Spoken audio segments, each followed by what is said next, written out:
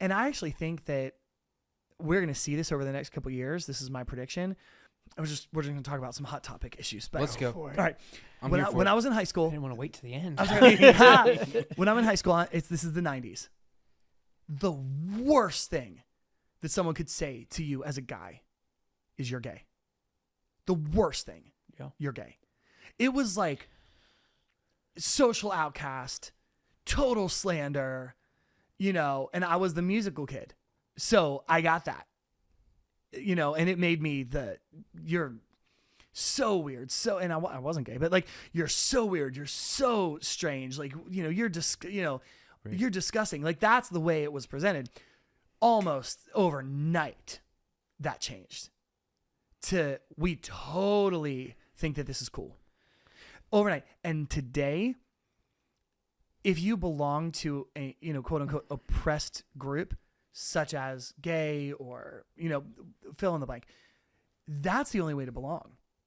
And so, really quickly what's going to happen in a few years from now, the people who actually believe in Christianity are going to be the ones who are the total outcasts, weird people. Mm-hmm. Mm-hmm. And I actually think that's going to be, I actually think that probably is the truth right now for many people in high school today, that if you're a Christian, you are just a bigot. You're a total bigot, total disgusting, total off the rails. We hate you. This is so wrong of you. How could you possibly think this way? If you're a Christian, that's already happening. But you know what's going to happen is the only way to be rebellious against culture is going to be to become a Christian. Yeah. Oh, man, I had a couple questions and thoughts. Let's go. Well, one, I would just go through too and say, I do think that the shift, because we actually talked about this earlier on another episode about the power of language and how words have changed over time. In my experience in the late 90s of being in high school, as you were called the F word for being gay. If you dropped a pass, you did anything. That was just the quickest way to cut somebody down and say you're like, and in my head, I hear that there's like, yes, it feels like overnight that shift changed. But I think that if I'm being honest too, there was, I think, a fight for equality and for that spanned 30 plus years. Yeah, to go through. It just all of a sudden it seems like on the outside looking in, it's like, oh, now it's like I would go through it and like, I don't know if it was because I met people that were outside of my bubble that I started to see the human in them that changed also the way this was. Like for me, it was not when society told me to stop using that word. It was when I realized that that's another human being that's right in front of me and go through. And I'm not saying that should still be the way we treat people. Like sure, we shouldn't use that as a slur. Sure, like I'm not saying that at all. We should be loving, right? Like that's what we believe as Christians. We should be loving, but loving and accepting and welcoming for sure. But my point is to say that the cultural shift has happened so dramatically in the last couple decades that Christianity has been so sidelined that it is truly the rebellious way of living life now. Yeah. And that's going to actually become attractive to young people because you're going to be rebelling against every single system. Mm-hmm.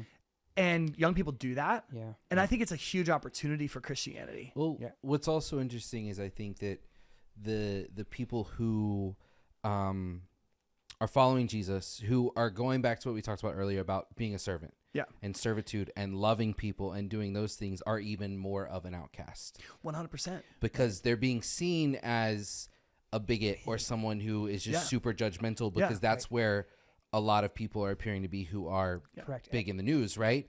But if you're not doing that and you're trying to serve, you're trying to love. No, we're not bigoted because of people in the news. Christians are bigoted because we don't believe in humanism.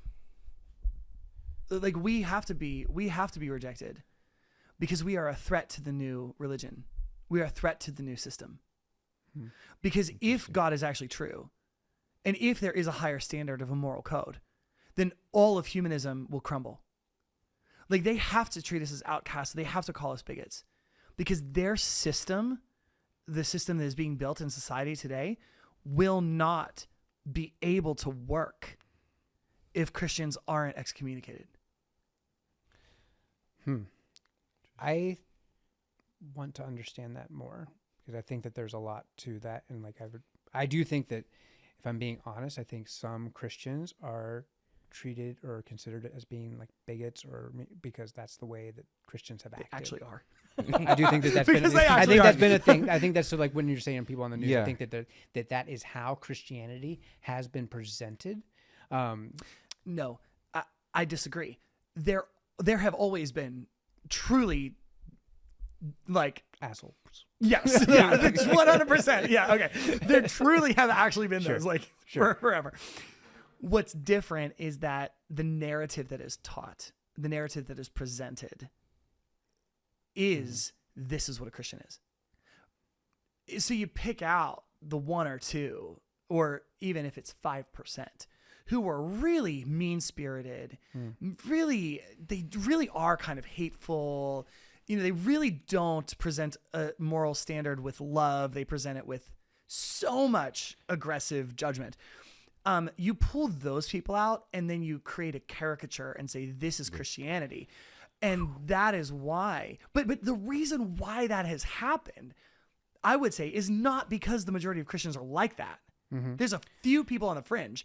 The reason why that has happened is because the humanistic movement, which again that's the word I'm using. We can maybe use other words, but the humanistic movement has to discredit Christianity, or else it cannot work. Because humanism, really the ethos is whatever you believe is going to lead to your own personal advancement is sacred. That's what is sacred. So humanism is I'm the God. And if there is a higher God who actually has determined a moral code that is a universal moral code, then I can't be the God.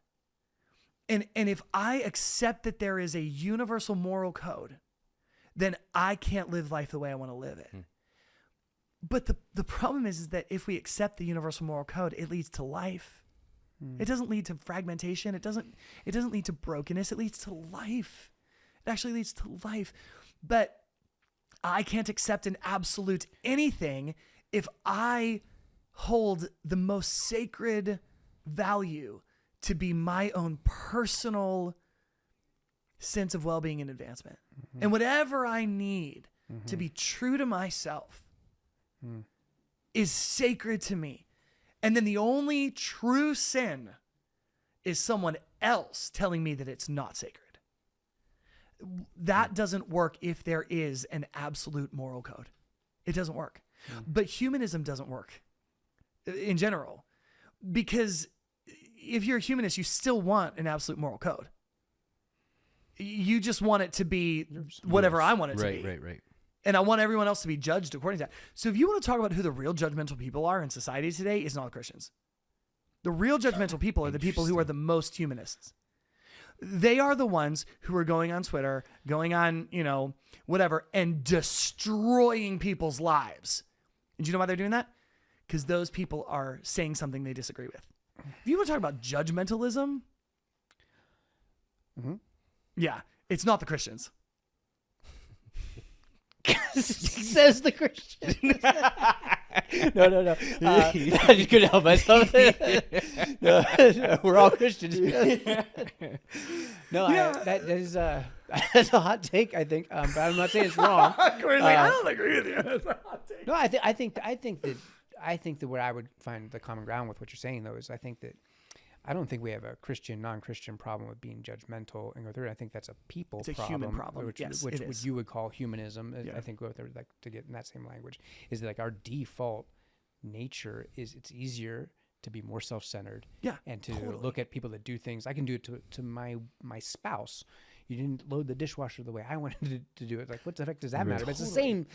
The spirit is still there. It's like it's not done my way, so it's not good enough. That's right. Or it's wrong. Yeah.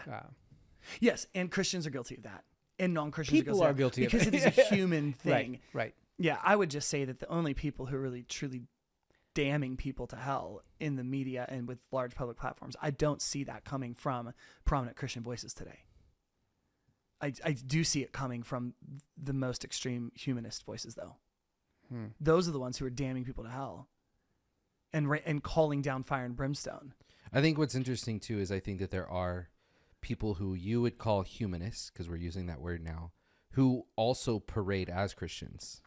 Yeah, for and sure. are doing those things under a Christian banner that is not what they're actually doing at all. Well, Christianity's been co-opted a lot. Right. Yeah.